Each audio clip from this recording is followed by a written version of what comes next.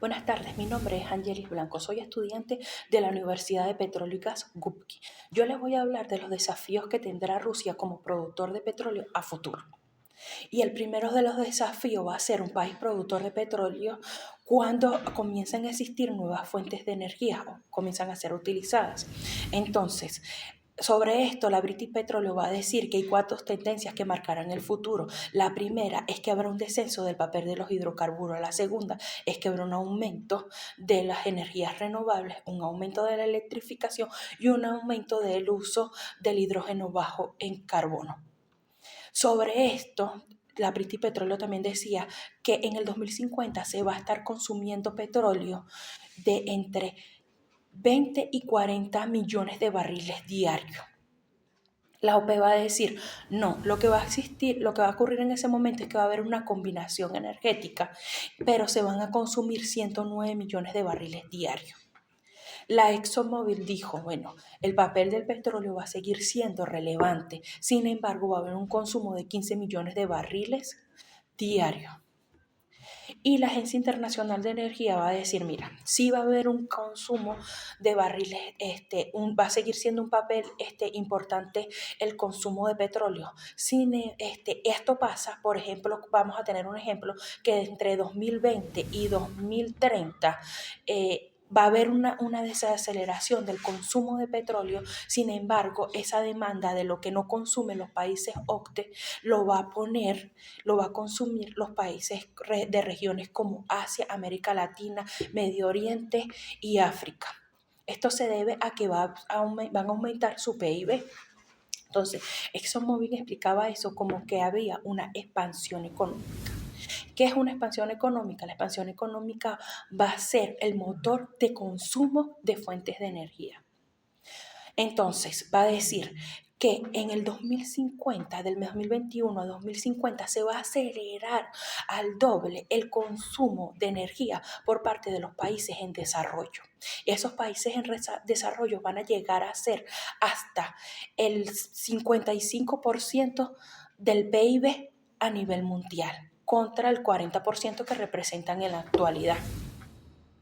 Quiere decir que por lo menos China va a llegar a aumentar hasta más del 75% de lo que representará el consumo de los países en desarrollo. Y la India, aunque crecerá a modo muy acelerado, no será mayor que la media anual.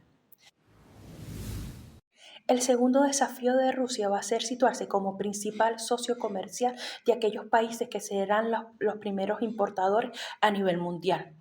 Tenemos una primera tendencia que dice que Asia del Pacífico será la primera región importadora. Eso se mantendrá a mediano y largo plazo. Es más, llegará a aumentar sus importaciones en el 2005 a más, sumándole 6 millones de barriles diarios. La segunda tendencia es que Europa quedará como la segunda región importadora. Ella más bien va a tener una desaceleración de sus importaciones que llegarán a 27 millones de barriles diarios. Entonces, para poder saber a qué nivel debe aumentar sus exportaciones hacia estas regiones, lo primero que tenemos que analizar es cómo está el relacionamiento con estas regiones, Rusia con estas regiones, cuánto petróleo está enviando para allá. En las relaciones con Asia, Rusia debe conquistar los mercados nacionales de China y de la India, quienes serán los principales consumidores de petróleo de esta región. Ahora, ¿cuál es el nivel de exportaciones de Rusia hacia la India y cómo se configura la competencia por este mercado? Tendríamos que decir que en el 2021 Rusia solamente representaba el 2% de las importaciones totales de la India. Es representado en 94.000 barriles diarios que se exportaban hacia este país. Sin embargo, eso cambia en el 2022 cuando se eleva la cifra a 950.000 barriles diarios. Esto es producto de la guerra entre Rusia y Ucrania que hizo que Rusia cambiara el nivel el destino de las exportaciones de Europa hacia este país. Ahora también tenemos que decir que el liderazgo de las exportaciones hacia ese país lo tiene Medio Oriente, quien representa el 61% de las importaciones totales de la India. pero el liderazgo como tal lo tiene es Irak, que representa el 24% de las importaciones de la India. Y también hay que tener presente que hay dos flujos comerciales importantes y eso viene por el hemisferio occidente, donde Estados Unidos representa el 5% de las importaciones totales, pero todo lo que son las importaciones del hemisferio occidente representan el 14% y el de África se envía también el 14%.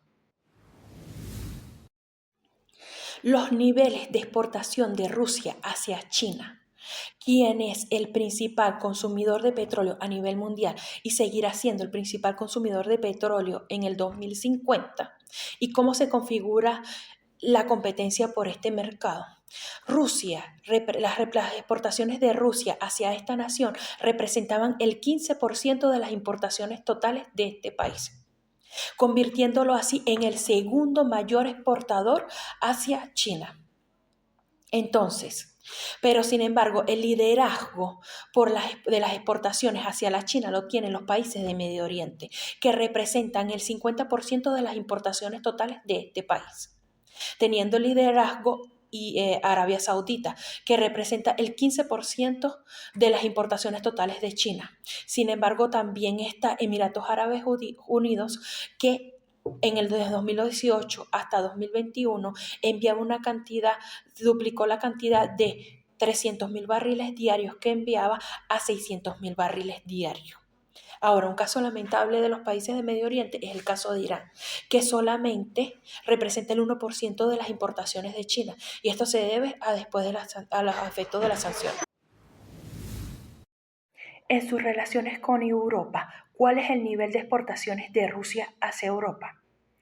Es una cantidad significativa, porque en el 2021 Rusia, de los 10 millones que produce de barriles diarios, enviaba 4.7 millones de barriles diarios hacia Europa. Sin embargo, estas cifras cambian en el 2022, después de que estalla la guerra entre Rusia y Ucrania, porque van a bajar los niveles de envío de las exportaciones de Rusia hacia Europa. Ahora, los principales socios comerciales de Rusia en esta región son Países Bajos, Alemania y Polonia. El suministro de petróleo de Rusia a Europa ha sido fuertemente afectado después de las sanciones impuestas por la Unión Europea, Estados Unidos y el Grupo de los Siete, pero una de las que ha afectado fuertemente ha sido la del Grupo de los Siete, donde le pone tope a las exportaciones de Rusia, dejándola a $60 el barril. Sobre el particular, el presidente de Rusia, Putin, tomó la decisión de Estado de no enviar petróleo a aquellos países que pertenecen al Grupo de los Siete. Encontrándose entre el Grupo de los Siete Alemania, uno de los principales aliados de Rusia en esa región. Es más, era el que permitía que llegaran sus oleoductos y gasoductos y de ahí se distribuían a otras zonas. El tercer desafío de Rusia es mantenerse como principal productor de petróleo. Sin embargo, las tendencias dicen que los que liderarán el suministro de petróleo a nivel mundial serán los países de la OPEC y Estados Unidos. Se estima que la OPEC represente entre el 45 y 60% del suministro mundial en el 2050. En el caso de Estados Unidos se estima que el suministro sea un poco más lento los primeros 10 años, sin embargo se posiciona muy bien a la segunda década, llegando ya al 2050. En el mercado también emergen otros productores de petróleo como lo son Guyana y Brasil como principales productores de petróleo, estimando que lleguen en el 2035 a producir 2,5 millones de barriles, pero que lleguen también en el 2050 a producir 5 millones de barriles, cantidad significativa. Ahora, en el caso de Rusia, se pronostica todo lo contrario. Un país que en el 2019 producía 11.5 millones de barriles diarios, que en la actualidad está produciendo 10 millones de barriles diarios, llegue a producir en el 2035 entre 5.5 y 6.5 millones de barriles diarios. Ahora, en el 2050 podría llegar a producir hasta 2,5 millones de barriles. Si Rusia quiere conquistar el mercado asiático, debe aumentar sus exportaciones primeramente hacia India y la China, porque serán los primeros países que consumirán petróleo de esa región. Ahora, en el caso de la India, los suministros son muy bajos, aunque después del 2022, producto de las sanciones impuestas por los países europeos, la Unión Europea, Rusia ha tenido que direccionar su suministro y enviarlo de ahora de Europa, lo envía hacia Asia. Y uno de los países que se ha visto beneficiado de ese suministro ha sido la India. El otro país, China, por lo menos no, lo que debe hacer es mantener el nivel de suministro. ¿Por qué? Porque Rusia representa el segundo exportador hacia ese país. Sin embargo, el nivel de exportaciones hacia esas dos naciones van a tener como una especie de tope, porque esas dos naciones tienen algo que es que diversifican sus proveedores. Eso le da mayor soberanía energética. Ahora, otro aspecto relevante del mercado asiático es la poca participación de los Estados Unidos. Por lo menos en el caso de China y de la India, el suministro de Estados Unidos hacia esas dos naciones representa si acaso el 2 o el 2 o el 3%.